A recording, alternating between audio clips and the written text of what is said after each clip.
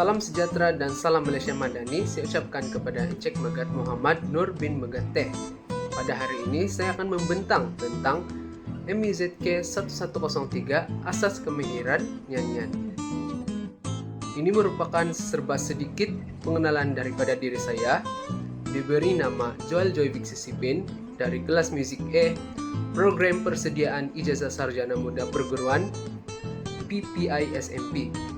Yang pertama sekali, apakah itu nyanyian? Nyanyian ialah dianggap sebagai salah satu cabang seni. Seterusnya, nyanyian juga merupakan aktiviti membunyikan suara dalam bentuk tertentu bertujuan menghasilkan nada dan melodi yang disenangi. Tambahan pula, nyanyian ialah boleh dilakukan dengan bantuan alat musik atau hanya dengan tepuk tangan dan sebagainya. Seterusnya ialah sifat bunyi atau suara. Sifat bunyi atau suara terbagi kepada dua, yaitu ton suara dan jenis jantina. Ton suara pula terbagi kepada empat, yaitu serak, pasah, kasar, dan nyaring. Seterusnya ialah jantina. Seperti yang kita tahu, lelaki dan perempuan mempunyai suara yang berbeza, yaitu lelaki lebih garau berbanding perempuan dan berpitch rendah. Seterusnya, perempuan pula lebih lunak berbanding lelaki dan berpitch tinggi. Ciri-ciri musik pula terbagi kepada dua, yaitu genre dan rentak. Apa itu genre? Genre ialah bunyi-bunyi musik yang tergolong dalam satu kategori dan jenis musik yang dapat dibezakan daripada musik yang lain. Contohnya ialah tradisional, rock, pop, dan klasik. Seterusnya ialah rentak. Rentak ialah ritma dalam sebuah musik. Contoh rentak ialah zapin, joget, inang, masri.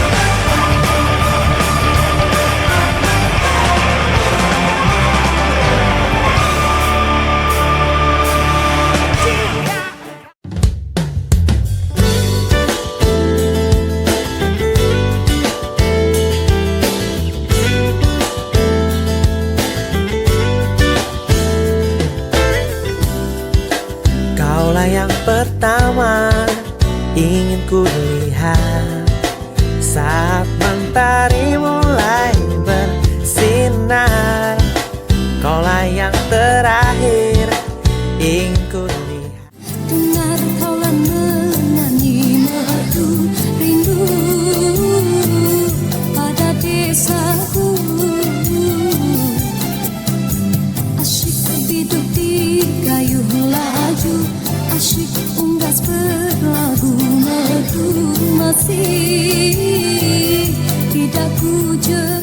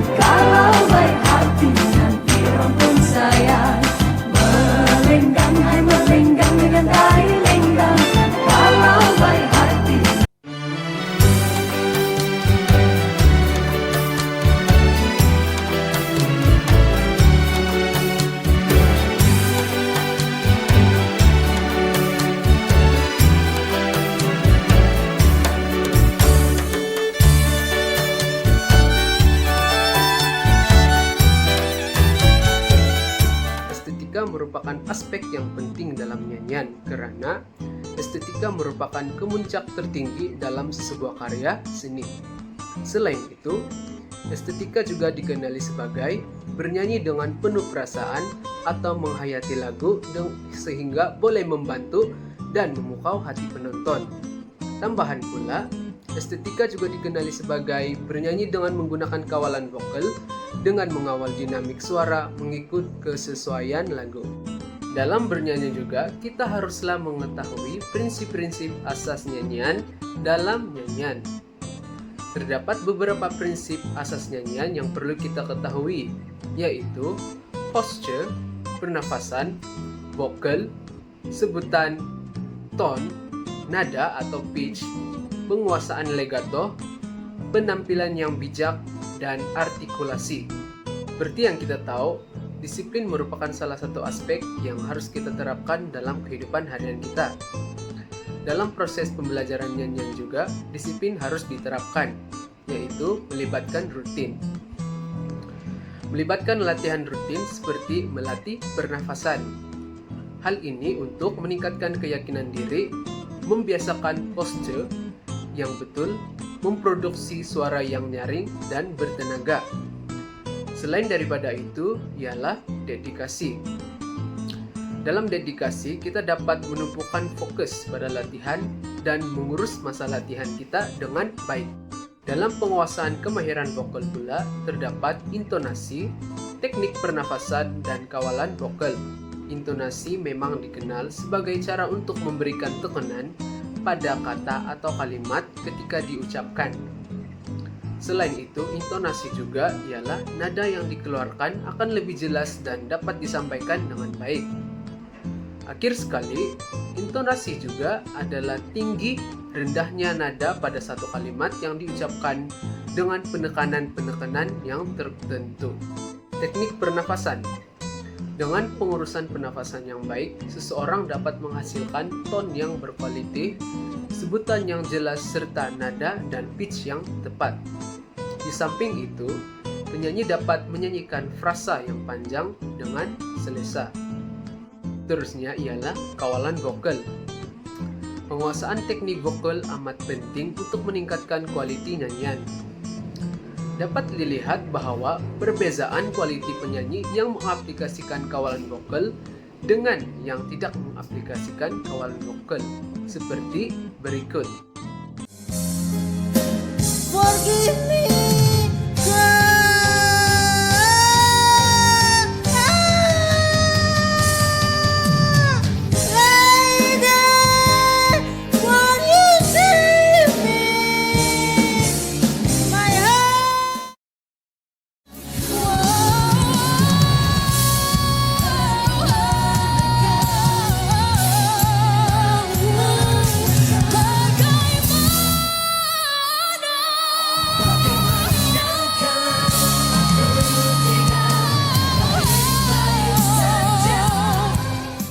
Seorang penyanyi haruslah mengetahui cara untuk penjagaan suara. Cara untuk penjagaan suara ialah hidrasi, istirahat yang cukup, dan hindari penyalahgunaan vokal. Terdapat beberapa faktor yang mempengaruhi perkembangan penyanyi, yaitu tidak konsisten menjalani latihan vokal, tidak mengamalkan pemakanan yang sehat, menggunakan suara di tempat yang salah, tidur yang tidak mencukupi, dan tidak meneroka perkembangan industri musik yang terkini. Seperti yang kita tahu, dalam persembahan mempunyai etika. Antara etika dalam persembahan ialah bersedia lebih awal, melaksanakan sesi pemanasan suara, bersedia dengan kostum dan solekan, dan yang terakhir, PK dengan setiap arahan ketua atau konduktor. Apakah beza antara nyanyian solo dan nyanyian berkumpulan? Nyanyian solo melibatkan seorang mempunyai tekstur yang tebal, satu suara, dan banyak pergerakan boleh dilakukan. Nyanyian berkumpulan pula ialah melibatkan lebih daripada seorang, mempunyai tekstur yang nipis, lebih dari satu suara, dan satu pergerakan sahaja yang boleh dilakukan. teknik vokal. Dalam teknik vokal terbagi kepada dua, yaitu postur berdiri dan postur duduk. Perkara yang perlu diberi perhatian ketika menyanyi dalam keadaan berdiri adalah seperti berikut. Berdiri tegak dengan keadaan kaki direnggang sedikit, lutut dilonggarkan dan tidak kaku, belakang badan serta kepala dalam keadaan lurus, dada dinaikkan, bahu ditarik ke belakang sedikit, dagu selari dengan lantai, dan tangan di sisi. Kita boleh lihat gambar raja di sini. Gambar raja ketiga merupakan postur badan menyanyi berdiri yang betul. Postur duduk pula, perkara-perkara yang perlu diberi perhatian ketika menyanyi ialah bahagian badan hingga kepala. Keadaan sama seperti postur berdiri, yaitu tegak. Belakang badan pula tidak bersandar. Punggung terletak di tengah kerusi. Kaki haruslah diletakkan di atas lantai dengan satu kaki ke hadapan sedikit dan tangan diletakkan di atas paha. Kita boleh lihat di sini, gambar raja kedua merupakan postur duduk yang betul dalam teknik vokal atau dalam nyanyian yang betul. Seterusnya ialah diafragma. Saat diafragma menegang atau lurus, rongga dada dan rongga perut menjadi longgar dan volume menjadi bertambah. Volume yang bertambah ini mengakibatkan tekanan berkurang sehingga udara dari luar dapat masuk ke paru-paru dan nafas yang dikeluar dapat diatur oleh diafragma dan otot-otot bahagian samping kiri. Seterusnya, diafragma juga merupakan pernafasan yang paling sesuai untuk bernyanyi karena dapat mengambil nafas sebanyaknya dan mengeluarkan secara perlahan dan teratur.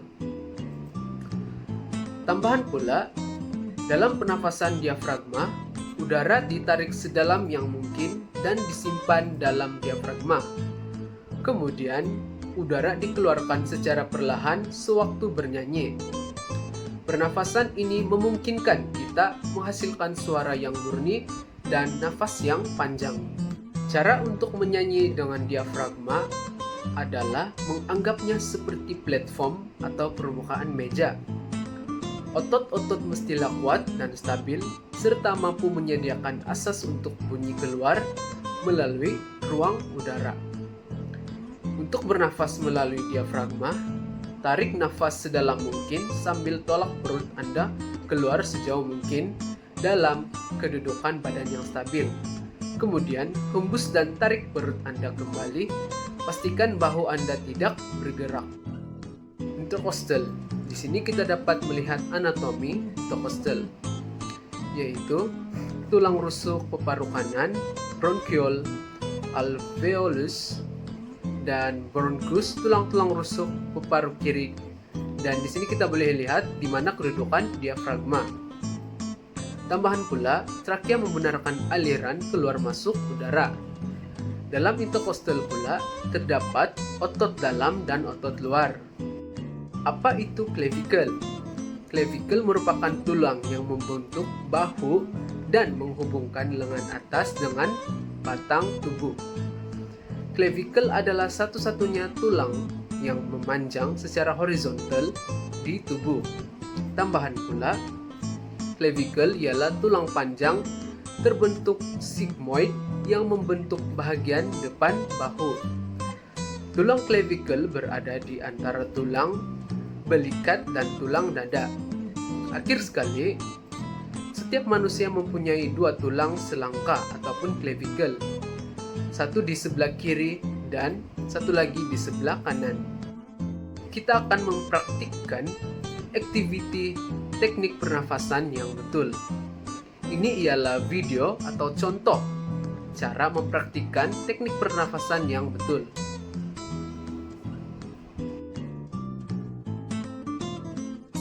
When you use this muscle actively, you will see an expansion by your stomach as you inhale, and your shoulders are free to stay down, leaving out any tension that sometimes can do when you breathe like this. It can travel to your throat. And you're also able to completely control how much air you take in and how much air you exhale.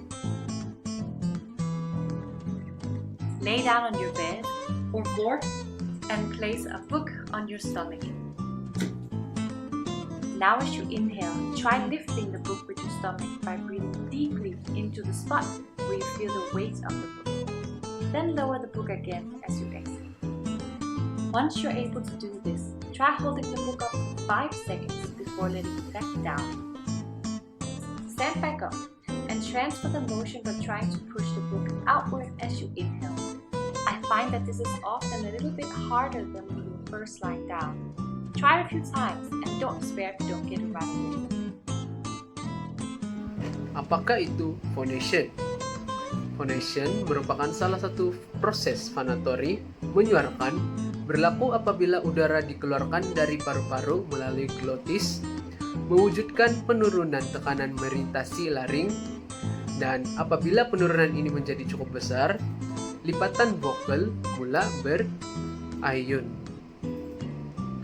Seterusnya, jenis pembunyian adalah bersuara megah atau berdesir, yaitu tali vokal bergetar dengan longgar dengan lebih banyak udara dikeluarkan. Ini merupakan gambaran anatomi yang terlibat dalam penghasilan suara, yaitu trakea, esofagus, lidah, rongga hidung. Selain itu, semasa pernafasan biasa, pita suara biasanya dipanggil sebagai pita secara terbuka. Selain itu, apabila bercakap atau menyanyi, lipatan suara akan bergema atau bergerak ke hadapan atau ke belakang. Ini yang menghasilkan bunyi yang menjadi kata-kata. Apakah ciri-ciri tone vokal yang efisien? Ciri-ciri tone vokal yang efisien ialah artikulasi yang baik, pitch yang tepat ataupun pitching, posture badan, menyanyi yang betul, menggunakan teknik nyanyian yang betul, serta menghasilkan suara yang merdu berdasarkan lagu yang ingin disampaikan. Resonan ialah fenomena akustik di mana gelombang sesuatu bunyi bergetar atau bergema. Selain itu, resonan juga merupakan gelombang bunyi yang panjang mempunyai frekuensi yang rendah, dan untuk gelombang bunyi yang pendek mempunyai frekuensi yang tinggi. Terdapat 5 jenis resonan, yaitu resonan dada. Resonan dada adalah sejenis resonan dalam teknik vokal yang digunakan untuk menghasilkan nada rendah seperti bass dan alto. Pada jenis resonan ini, getaran bunyi akan bergema dalam rongga dada. Resonan yang kedua ialah resonan tekak. Resonan tekak adalah sejenis resonan yang digunakan dalam teknik vokal. Resonan jenis ini digunakan semasa bercakap. Getaran bunyi yang dihasilkan oleh pita suara akan bergema di dalam rongga tekak. Resonan yang ketiga ialah resonan mulut.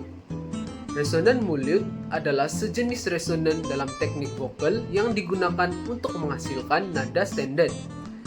Dalam jenis resonan ini, getaran bunyi akan bergema dalam rongga mulut. Yang keempat ialah resonan hidung. Resonan hidung adalah sejenis resonan dalam teknik vokal untuk menghasilkan bunyi gendung. Resonan hidung banyak digunakan oleh penyanyi dangdut. Getaran bunyi yang dihasilkan oleh pita suara akan bergema di dalam rongga hidung untuk menghasilkan bunyi. Resonan yang terakhir ialah resonan kepala. Resonan kepala adalah sejenis resonan dalam teknik vokal yang digunakan untuk menghasilkan tone yang tinggi dan halus. Open throat pula ditakrifkan sebagai teknik di mana ruang pharyngeal meningkat atau lipatan vokal vertikal ditarik balik untuk memaksimumkan ruang bergema dalam saluran vokal. Ianya juga membuka tekak, melibatkan menaikkan langit lembut, velum, menurunkan anak tekak dan menganggap kedudukan ideal artikulasi yaitu rahang, bibir, dan lidah, serta membentuk mulut dengan penggunaan otot muka. Selain itu, open throat juga bertujuan untuk pelepasan vokal di kerongkong yang membantu penyanyi mengelakkan penyempitan dan ketegangan yang sebaliknya akan mencekik atau menyekat nada. Dalam resonan juga terdapat resonator, yaitu pembesar suara. Ruang yang dibentuk oleh mulut, langit, dan kerongkong, dan suara yang bergetar dalam ruangan sebelum keluar dari mulut, di mana ruang kepala juga terlibat. Resonan dan pelantar suara pula ialah ditentukan oleh kuatnya tekanan udara dari paru-paru. Seterusnya ialah julat pitch. Julat pitch ialah jarak pitch yang paling rendah dan paling tinggi yang dapat dihasilkan oleh seorang penyanyi. Penyanyi yang baik adalah mempunyai julat yang besar. Untuk menghasilkan suara pitch yang tinggi, kita haruslah mengaplikasikan 60% resonator kepala, 25% resonator mulut, dan 15% resonator dada. Untuk menghasilkan pitch yang lebih rendah lagi ialah kita haruslah menggunakan 70% resonator kepala, 20% resonator mulut, dan 10% resonator dada. Bagaimanakah kita mengetahui register suara lelaki dan wanita? Register suara wanita lebih tinggi 1 ton berbanding dengan register suara lelaki. Seperti yang kita boleh lihat di sini dalam balok treble clef. Pada bass clef pula, lelaki lebih rendah 1 oktav berbanding wanita. Seterusnya, bagaimanakah kita menghasilkan ton yang lebih ideal? Penghasilan ton dipengaruhi oleh kemahiran penggunaan dan pengawalan organ vokal, yaitu mulut, bibir, rahang, dan lidah bagi memanipulasi suara. Latihan untuk menghasilkan ton yang baik adalah seperti berikut. Mulakan dengan nyanyian vokal yang asas yaitu A, E, I, O, U. Seterusnya, mulakan dengan sebutan vokal secara lembut dan beransur-ansur kuat. Terakhir pula ialah mulakan dengan nilai not yang pendek, kemudian beransur-ansur dilanjutkan hingga ke nilai not yang panjang. Pastikan bentuk mulut mengikut vokal yang disebut dengan keadaan kerongkong yang terbuka. Artikulasi ialah gaya mempengaruhi panjang atau pelaksanaan satu atau beberapa nota yang berhubung antara satu sama lain. Artikulasi dinyatakan dengan tanda artikulasi yang mengubah suai, pelaksanaan nota, dan mewujudkan hubungan di antara mereka. Tanda artikulasi juga dikenali sebagai ungkapan relatif karena perbezaannya bergantung kepada konteksnya. Berikut adalah contoh tanda artikulasi: staccato, legato, staccatismo, marcato, ditace, rinforzando, sle, dan sforzando. Perbezaan bunyi vokal dan konsonan ialah semua bunyi vokal merupakan bunyi-bunyi bersuara, manakala bunyi konsonan ada yang bersuara dan ada yang tidak bersuara. Seterusnya, bunyi-bunyi vokal dapat didengar dengan jelas dan lebih panjang daripada bunyi-bunyi konsonan. Bunyi vokal adalah bunyi yang dihasilkan oleh alat artikulasi dengan udara keluar secara terus-menerus tanpa sekatan atau gangguan oleh artikulasi. Bunyi konsonan pula terdapat gangguan atau halangan oleh alat artikulasi. Alat artikulasi ialah bunyi bahasa yang dihasilkan oleh alat-alat yang terdapat pada diri manusia, dikenali sebagai alat artikulasi, alat sebutan atau penyebutan, alat pertuturan atau organ pertuturan. Selain itu, terdapat alat artikulasi yang berperanan lain selain bertutur, yaitu untuk makan, yaitu bibir, gigi, dan lidah, dan bernafas, yaitu paru-paru. Bibir ialah otot-otot kenyal yang terletak di luar rongga mulut. Manusia mempunyai 2 bibir, tetapi bibir bawah sahaja yang boleh bergerak. Apabila 2 bibir dihamparkan dan dibundarkan, terhasillah bunyi vokal. Sekiranya bibir dirapatkan dan direnggangkan serta-merta, terhasil pula bunyi konsonan. Lidah ialah alat pertuturan yang paling aktif dalam pengeluaran bunyi bahasa. Lidah dibahagikan kepada 4 bahagian, yaitu hujung lidah, depan lidah, tengah lidah, dan belakang lidah. Ujung lidah bagian paling aktif dan bebas. Dapat diangkat ke gigi dan gusi, atas lelangit lembut dan atas lelangit keras. Bagian depan, tengah, dan belakang lidah berfungsi menghasilkan bunyi vokal dan konsonan. Gigi terletak selepas bibir di dalam rongga mulut. Bersama-sama dengan gusi selalunya digunakan sebagai penampan aliran suara, khususnya dengan hujung lidah. Gigi bawah dan gigi atas mengepit hujung lidah ketika penghasilan bunyi konsonan. Gigi atas berinteraksi dengan bibir bawah untuk menghasilkan bunyi konsonan geseran bibir dan gigi, yaitu F dan V. Lelangit terbagi kepada dua, yaitu lelangit keras dan lelangit lembut. Lelangit keras menerima kehadiran bagian tengah lidah untuk menghasilkan bunyi konsonan. Lelangit keras yaitu cetus C, J, dan N, geseran S, dan separuh vokal Y. Lelangit lembut pula, apabila lelangit lembut dinaikkan dari bagian belakang lidah, rongga mulut terbuka dan rongga hidung tertutup, akan terhasillah bunyi letupan K dan G dan geseran X.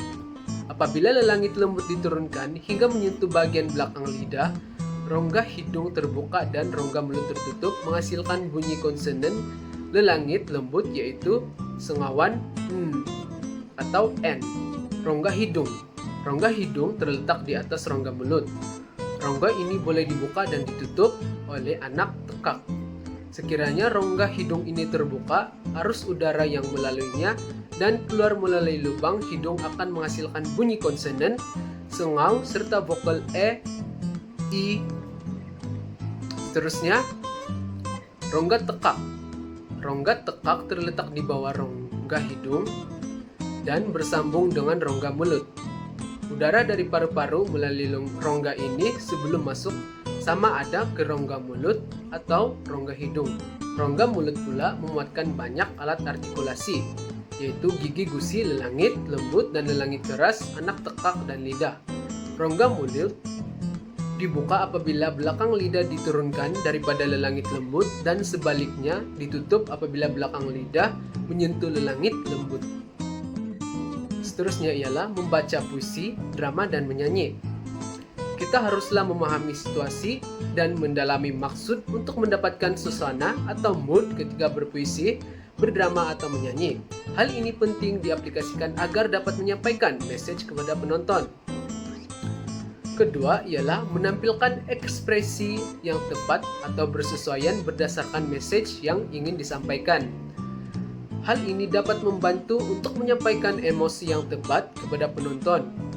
Seterusnya, menggunakan intonasi yang betul semasa membaca puisi atau drama.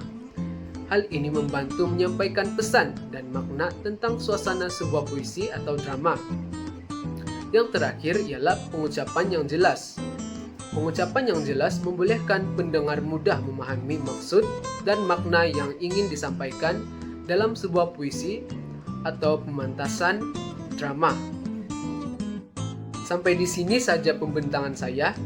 Sekian dan terima kasih.